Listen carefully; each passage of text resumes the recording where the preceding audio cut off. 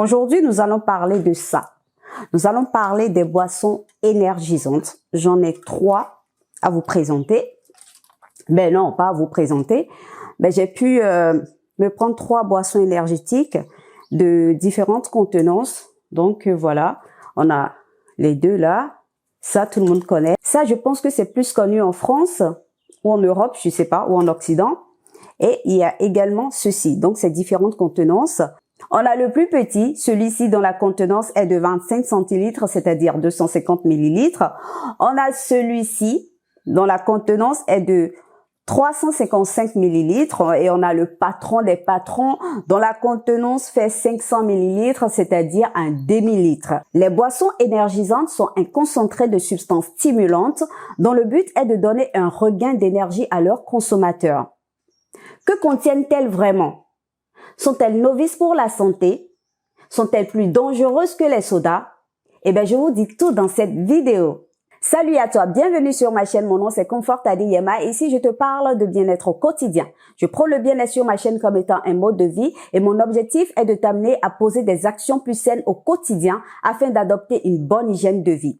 Si tu aspires à une meilleure santé, si tu veux que ton corps gagne en énergie et en vitalité, si tu veux que toutes les douleurs que tu as dans ton corps disparaissent un jour, alors tu es au bon endroit. Abonne-toi à la chaîne, active la cloche de notification et surtout partage les vidéos afin de permettre à la communauté de grandir.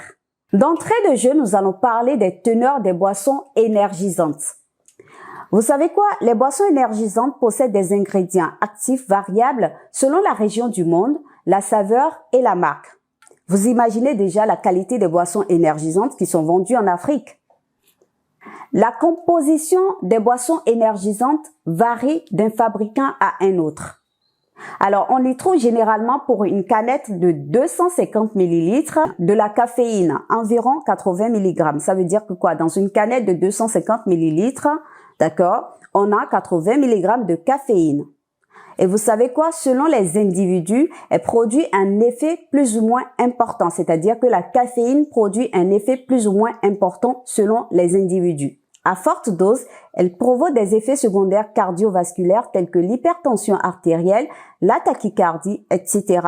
Elle provoque également des effets secondaires digestifs tels que l'accélération du transit intestinal. Elle provoque également des effets secondaires respiratoires tels que la bronchodilatation.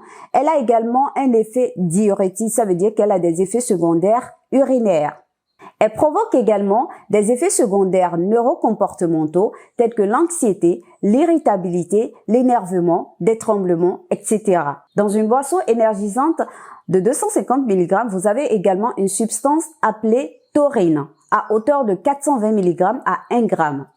Il s'agit d'un acide aminé soufré que l'on consomme généralement à hauteur de 120 mg par jour par une alimentation saine, variée et équilibrée. On le trouve généralement dans les viandes, dans les poissons, les produits laitiers, etc. Une canette de boisson énergisante renferme l'équivalent d'une consommation de 4 à 6 jours de taurine. Plusieurs études ont montré que la taurine serait neurotoxique et responsable des troubles du comportement.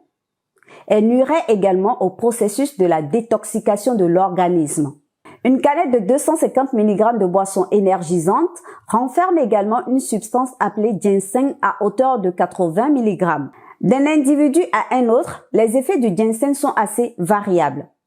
À forte dose, il provoque l'hypoglycémie, la diminution de l'appétit, des troubles de sommeil, des diarrhées, des éruptions cutanées, etc. Il est conseillé de ne pas consommer plus de 2 grammes par jour et d'éviter une consommation quotidienne plus de 3 mois consécutifs. Une petite canette de 250 ml de boisson énergisante contient également une substance appelée du glucuronolactone à hauteur de 600 mg. Il s'agit d'un sucre naturellement présent dans l'organisme apporté à hauteur de 1 à 2 mg par jour par alimentation. Une canette de boisson énergisante apporte l'équivalent d'une consommation alimentaire en glucuronolactone de 600 jours. Et plusieurs études scientifiques suspectent un effet toxique pour les reins. Une canette de 250 mg de boisson énergisante contient également des vitamines B. Et vous savez quoi? La consommation d'une seule canette de boisson énergisante permet d'atteindre les apports nutritionnels conseillés en vitamines B2, B3 et B5 pour une journée. L'excès de vitamines qui agissent à faible dose n'apporte aucun bénéfice santé et peut causer des troubles du comportement et de la mémoire. La dernière substance que contient une canette de 250 mg de boisson énergétique est l'acide nicotinique à environ 20 mg.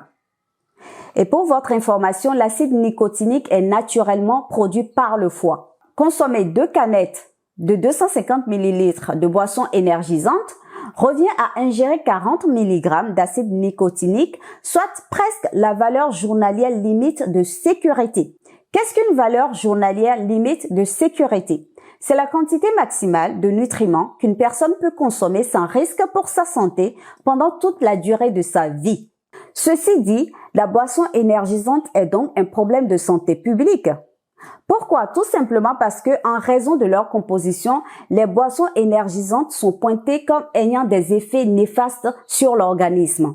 Elles sont le plus souvent responsables de signes d'anxiété, de tachycardie, d'épilepsie, d'insuffisance rénale aiguë et même d'infarctus du myocarde. L'association alcool plus boisson énergisante est quant à elle responsable d'une augmentation des comportements à risque. Maintenant, nous allons comparer les boissons énergisantes et les boissons gazeuses que sont les sodas. Les boissons sucrées gazeuses contiennent beaucoup de sucre qui font qu'elles sont responsables de maladies de surpoids, d'obésité, de maladies cardiovasculaires ou musculaires, ou encore de la stéatotopathie non alcoolique, encore appelée maladie du foie gras ou maladie du soda. La différence avec les boissons sucrées appelées soda est que la plupart des boissons énergisantes ne contiennent pas de sucre, mais d'édulcorants artificiels. Et que font les édulcorants artificiels? Ils viennent perturber notre microbiote, encore appelé flore intestinale. Ce qu'il faut retenir, c'est qu'à l'intérieur de notre intestin se trouvent des bactéries qui nous maintiennent en bonne santé et participent au bon fonctionnement de notre corps. L'ensemble de ces bactéries intestinales forment notre microbiote. Les édulcorants viennent donc perturber cette microbiote et détruisent donc nos bactéries intestinales. Il a été prouvé qu'à long terme, un microbiote perturbé entraîne des maladies, notamment le diabète, des maladies inflammatoires ou des maladies du tube digestif, ok? Ou encore plus récemment, il a été démontré que cela augmente le risque de cancer. Finalement, entre les boissons sucrées, à savoir les sodas, et les boissons énergisantes qui ne contiennent pas de sucre, il ne faut en consommer aucune des deux. Je voudrais ajouter simplement que nous voyons toutes ces publicités qui envahissent nos écrans et les stades pour que le grand public que nous sommes assimile dans sa mémoire réflexe que ces boissons énergisantes sont synonymes de sport, de performance, de bonheur, de victoire sur les autres. Le seul et unique objectif est de nous faire consommer. Ainsi, de grands sportifs sont fortement sponsorisés pour vanter les vertus imaginaires de ces boissons énergisantes, équilibrantes et gagnantes, alors que eux-mêmes ne les consomment pas, prenant les consommateurs pour des pigeons. En fait, tous ces qualificatifs sont bons pour acheter, consommer et reconsommer. Ce que vous devez comprendre, c'est que le seul et unique objectif de ces boissons, c'est le business, peu importe votre santé. La médecine moderne vous soignera.